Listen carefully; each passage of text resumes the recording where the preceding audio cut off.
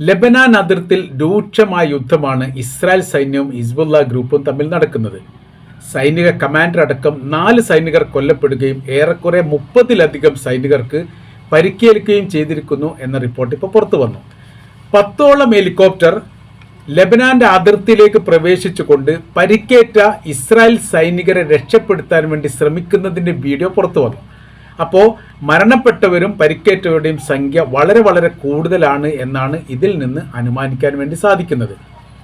മേഖല ആകെ പ്രക്ഷുബ്ധമായിരിക്കുന്ന രീതിയിലാണ് മുഖാമുഖം ഏറ്റുമുട്ടുന്ന ഒരു പ്രത്യേക സാഹചര്യത്തിലേക്ക് കാര്യങ്ങൾ പോകുന്നു. ലെബനാന്റെ അതിർത്തിയിലേക്ക് ഇസ്രായേൽ സൈന്യം പ്രവേശിക്കാനുള്ള ശ്രമത്തിൻ്റെ ഭാഗമായി വലിയ ഏറ്റുമുട്ടൽ നടക്കുമ്പോൾ മറ്റൊരു ഭാഗത്തേക്ക് ഹിസ്ബുള്ള ഗ്രൂപ്പ് ഇസ്രായേലിൻ്റെ അതിർത്തിയിൽ പ്രവേശിച്ചുകൊണ്ട് ആക്രമണം നടത്തുന്നു എന്നുള്ളതുമാണ്. ഈ മേഖല വളരെ എളുപ്പത്തിൽ കീഴടക്കാൻ വേണ്ടി സാധിക്കും. കാര്യം എന്ന് പറയുന്നത് ഹിസ്ബുള്ള ഗ്രൂപ്പിൻ്റെ സംവിധാന കാര്യങ്ങൾ അപ്പാടെ തകർത്തിരുന്നു എന്നതിനാൽ തന്നെ വലിയ മുന്നേറ്റം ഉണ്ടാക്കാൻ വേണ്ടി സൈനികർക്ക് സാധിക്കും എന്ന തരത്തിലുള്ള റിപ്പോർട്ട് പുറത്തു വന്നു. അതിൻ്റെ ഒരു തുടർ ചലനമാണ് ഇപ്പോൾ നടക്കുന്നത് അല്ലെങ്കിൽ നടന്നുകൊണ്ടിരിക്കുന്നത് എന്നുള്ളതാണ്.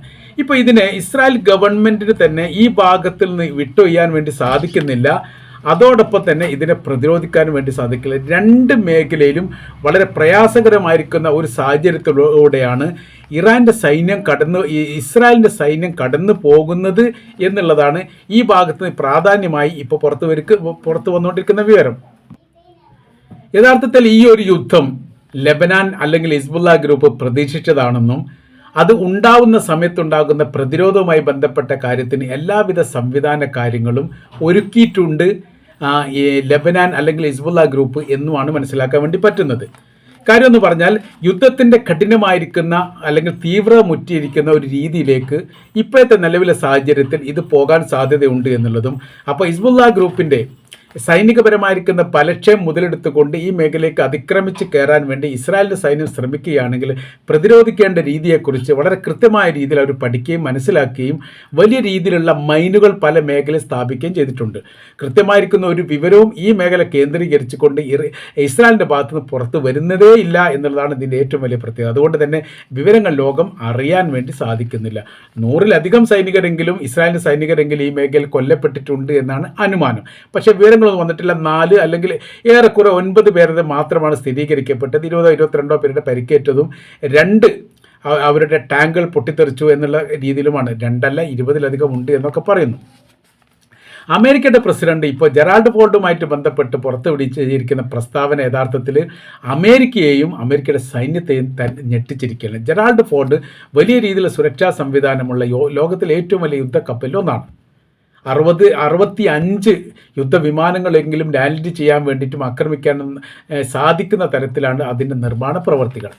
ഇത് മെഡിറ്ററേനിയൻ കടലിൻ്റെ തീരത്താണ് ലാൻഡ് ചെയ്തിരുന്നത് അല്ലെങ്കിൽ നങ്കൂരമിട്ടിരുന്നത്. അപ്പോൾ ഈ മേഖലയിൽ നിന്ന് പൊടുന്നതിന് അത് അപ്രത്യക്ഷമാകുന്ന സമയത്ത് അതിന് ചെറിയ രീതിയിലുള്ള ഗ്യാസ് പൊട്ടിത്തെറിച്ചോ അല്ലെങ്കിൽ അത് ഗ്യാസ് ലീക്കായിട്ടോ തീപിടുത്തമുണ്ടായി.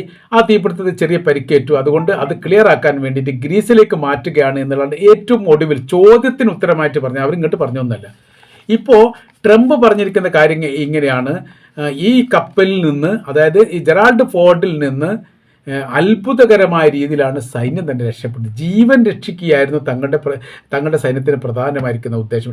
ഏറെക്കുറെ 17 ഭാഗങ്ങളിൽ നിന്ന് കപ്പലിൻ്റെ ചുറ്റുഭാഗം വളഞ്ഞു നിന്നുകൊണ്ട് ആക്രമണം നടത്തി. 100-ലധികം ബോട്ടുകൾ വളരെ പെട്ടെന്ന് പ്രത്യക്ഷമാവുകയും ആക്രമണം നടത്തുകയും അതോടൊപ്പം തന്നെ ആകാശത്തിലൂടെ മിസൈൽ ആക്രമണം നടത്തി. അപ്പോൾ ബാലിസ്റ്റിക് മിസൈലിൻ്റെ ആക്രമണം മേൽഭാഗത്തു നിന്നും കടലിൽ നിന്ന് ബോട്ടിൻ്റെ ആക്രമണം തുല്യമായ രീതിയിൽ ഒരേ സമയത്ത് വന്ന സമയത്ത് ജീവൻ രക്ഷപ്പെട്ട് ഓടിപ്പോകേണ്ട ഒരു സ്ഥിതിവിശേഷം ഇവിടെ സംജാതമായിട്ടുണ്ട് എന്ന് അമേരിക്കൻ പ്രസിഡന്റ് ഡൊണാൾഡ് ട്രംപിൻ്റെ പ്രസ്താവനയിൽ പറഞ്ഞു. അതിൻ്റെ വീഡിയോ ഒക്കെ ഇപ്പോൾ വൈറലായിട്ട് ഓടിക്കൊണ്ടിരിക്കുകയാണ്. എന്നാൽ ബാത്റൂമിലെ ഈ മേഖല കേന്ദ്രീകരിച്ചുണ്ടായിരിക്കുന്ന കാഷ്വാലിറ്റിയാണ് ഇത് പുറത്ത് കൊണ്ടുപോകാനുള്ള കാരണം എന്നൊക്കെ പറഞ്ഞിട്ടുണ്ടെങ്കിലും അത് അയാൾ തന്നെ തിരുത്തുകയാണ്. പല ഘട്ടങ്ങളിലും ട്രംപ് പറയുന്ന കാര്യം ട്രംപ് തന്നെ തിരുത്തുകയും അന്ന് പറഞ്ഞത് കുറച്ച് മിസ്റ്റേക്ക് ഉണ്ട്, അത് തിരുത്തുകയാണ് എന്ന് പറഞ്ഞിട്ട് അപ്പാടെ തന്നെ മാറ്റി പറയുകയും ചെയ്യുന്ന ഒരു പ്രവൃത്തി ചെയ്യുന്നുണ്ട് എന്ന് ചുരുക്കം. ഈ മേഖല തീപിടുത്തം വന്ന സമയത്ത് 30 മണിക്കൂർ മെനക്കെട്ടതിന് ശേഷമാണ് തീപിടുത്തം അണക്കാൻ വേണ്ടി സാധിച്ചത്. പിന്നീട് പതുക്കെ അത് ഉപയോഗശൂന്യമായ രീതിയിലാണ്. അത് അറ്റകുറ്റപ്പണി നടത്തിയാലൊന്നും അത് നേരാവുന്ന രീതിയില്ല.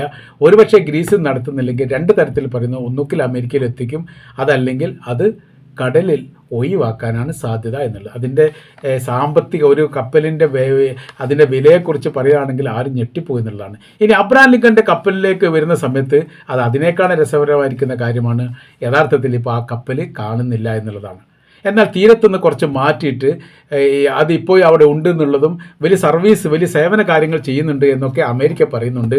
എന്നാൽ ഇറാൻ പറയുന്ന കാര്യം ഈ കൃത്യമായ രീതിയിൽ ഇറാനെ ആക്രമിക്കാൻ പാകത്തിലുള്ള ഒരു സംവിധാനമില്ലാത്ത വിധം അബ്രഹാം ലിങ്കണ് വലിയ പരിക്ക് പറ്റിയിരിക്കുന്നുണ്ട്. എന്ത് പരിക്കാന്നുള്ളതിനെക്കുറിച്ചുള്ള സ്ഥിരീകരണമൊന്നും അവരുടെ ഭാഗത്തും പുറത്തു വന്നിട്ടില്ല. ആകാശവും കടലും ഇറാൻ്റെ കൈപ്പള്ളയിലാണ് അവരത് ചെയ്തുകൊണ്ടിരിക്കുന്നത്. ഇനി കരമാർഗമാണെങ്കിൽ അതിനേക്കാൾ ഭയാനകരമാണ്. 7 ലക്ഷം മുതൽ 10 ലക്ഷത്തോളം സൈനികർ, 7 ലക്ഷം സൈനികരാണ് ഏറെക്കുറെ ഇറാനിലുള്ളത്. എന്നാൽ ഇപ്പോൾ ഇസ്രായേലിനെതിരെ യുദ്ധം ചെയ്യാൻ വേണ്ടിയിട്ട് യുവാക്കന്മാരുടെ ഇടിച്ചു തള്ളലാണ്. അപ്പോൾ സൈനികമായിരിക്കുന്ന ആസ്ഥാന മേഖലയിലേക്ക് യുവാക്കൾ വന്നുകൊണ്ട് ഞങ്ങൾ തയ്യാറാണ്, ഞങ്ങളെ എന്ത് ചെയ്യണം, ഈ സൈനികരായിട്ട് എടുക്കണം, സൈനികരായി എടുത്തുകൊണ്ട് യുദ്ധം ചെയ്യാൻ വേണ്ടി തങ്ങൾക്ക് അനുമതി നൽകണം, ഇസ്രായേലിനും അമേരിക്കയ്ക്കെതിരെ യുദ്ധം ചെയ്യാനുള്ള അഭിമാനകരമായിരിക്കുന്ന കാര്യമാണ്, അതിൽ തങ്ങളെ അനുവദിക്കണം എന്ന് അവിടുത്തെ ഈ ഇറാനിലെ പൗരന്മാർ പറയുന്നു. യുവാക്കന്മാർ വളരെ രീതിയിൽ ഇതിനു വേണ്ടിയിട്ട് ഈ സർക്കാരിനെ സമീപിക്കുന്നു എന്ന റിപ്പോർട്ട് പുറത്തു വന്നു. ഇനി മൂന്നാമത്തെ ഒരു കപ്പൽ വരുന്നത് USS ജോർജ് ബുഷാണ്. USS ജോർജ് ബുഷിനെ സംബന്ധിച്ചിടത്തോളം 85ഓളം യുദ്ധവിമാനങ്ങൾ ഒരേ സമയത്ത് ലാൻഡ് ചെയ്യാൻ സാധിക്കുന്ന രീതിയിലുള്ള കപ്പലാണ് എന്നാണ് പറയപ്പെടുന്നത്. അത് തീരത്തെത്തിയിരിക്കുന്നു എന്നുള്ളതും തീരത്തെ അടുത്തിരിക്കുന്നു എന്നാണ് പറയുന്നത്. ഇതിൻ്റെ അവസ്ഥ കാര്യങ്ങൾ എന്താവും എന്നുള്ളത് കണ്ടറിയേണ്ടതാണ്. കാര്യം രണ്ട് കപ്പലിൻ്റെയും സ്ഥിതി ഏറെക്കുറെ മരിച്ച നിലയിലാണ്. മൂന്നാമതൊരു കപ്പൽ വരുന്നു എന്ന് പറഞ്ഞാൽ അതിനും അപ്പുറമുള്ള ഒരു കപ്പൽ എന്നൊക്കെ പറയാമെന്നല്ലാതെ കപ്പൽ വന്നുകൊണ്ട് ആ പ്രവൃത്തി നടത്താൻ വേണ്ടി അവർക്ക് സാധിക്കുന്നില്ല. മുമ്പത്തെ കാലത്ത് അങ്ങനെയൊന്നും അല്ലായിരുന്നു. അമേരിക്കയുടെ യുദ്ധക്കപ്പൽ വന്നാൽ പിന്നീട് മറ്റേ രാജ്യം കീഴടങ്ങിയിരിക്കുന്നു, അല്ലെ പരാജയപ്പെട്ടിരിക്കുന്നു, പിന്നീടുള്ള കാര്യങ്ങളൊക്കെ തീരുമാനിക്കേണ്ടത് അമേരിക്കയാണ് എന്ന് പറയുന്നതിന് പകരമായ രീതിയിൽ ഇവിടുത്തെ കാര്യങ്ങളൊക്കെ ഇപ്പോൾ ഇറാനാണ് തീരുമാനിക്കുന്നത് എന്നിടത്തിലേക്ക് എത്തിയാണ്.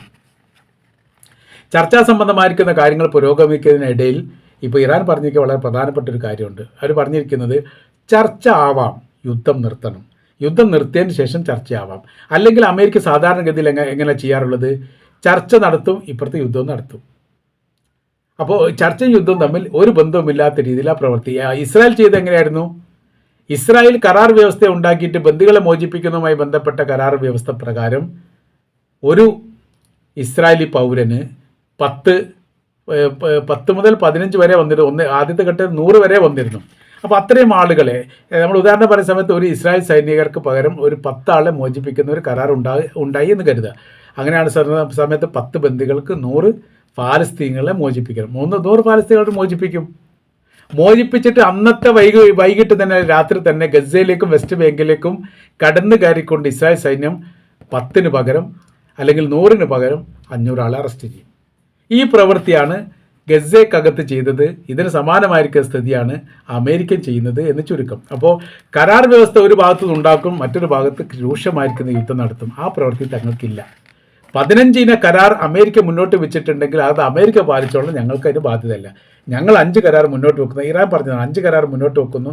ആ കരാർ പാലിക്കപ്പെടുകയാണെങ്കിൽ യുദ്ധവിരാമവുമായിട്ട് ബന്ധപ്പെട്ട കുറിച്ച് ആലോചിക്കാം. എന്നാൽ ഈ കാര്യം ചർച്ച ചെയ്യണമെങ്കിൽ ആദ്യം യുദ്ധം അവസാനം ഇറാനെ ആക്രമിക്കുന്ന പ്രവർത്തനങ്ങൾ അവസാനിപ്പിച്ചതിന് ശേഷം ചർച്ചയാവാം എന്ന തരത്തിലാണ് യഥാർത്ഥത്തിൽ ഇപ്പോഴത്തെ കാര്യങ്ങളൊക്കെ നിലനിൽക്കുന്നത്.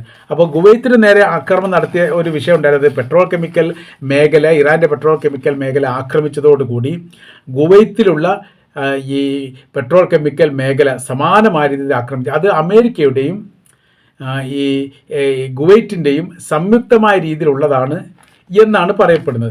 ഏതായിരുന്നാലും ഈ മേഖലയ്ക്ക് അതായത് അമേരിക്കയ്ക്ക് സംരക്ഷണം നൽകുകയും സുരക്ഷിതത്വം നൽകി അവർക്ക് ബിസിനസ് സംബന്ധമായിരിക്കുന്ന കാര്യങ്ങൾ നൽകുകയും ചെയ്യുന്ന എല്ലാ രാജ്യത്തിനും നേരെ തങ്ങൾ ആക്രമിക്കും. അവർക്ക് നിങ്ങൾ സുരക്ഷിതത്വം നൽകാൻ വേണ്ടി പാടില്ല. അതായത് അമേരിക്കൻ പൗരന്മാർ ഇപ്പോൾ അവർ താമസിക്കുന്ന ഒളിത്താവളങ്ങൾ, അവർ താമസിക്കുന്ന മേഖലയിൽ ഇപ്പോൾ അവരില്ല. അവർ ഒഴിഞ്ഞു പോയിട്ട് ജനനിബിഡമായിരിക്കുന്ന പ്രദേശത്തിലാണ് ഇപ്പോൾ അവർ താമസിക്കുന്നത്. അതും പല ഘട്ടത്തിലും ചോർന്നു പോകുന്നുണ്ട്.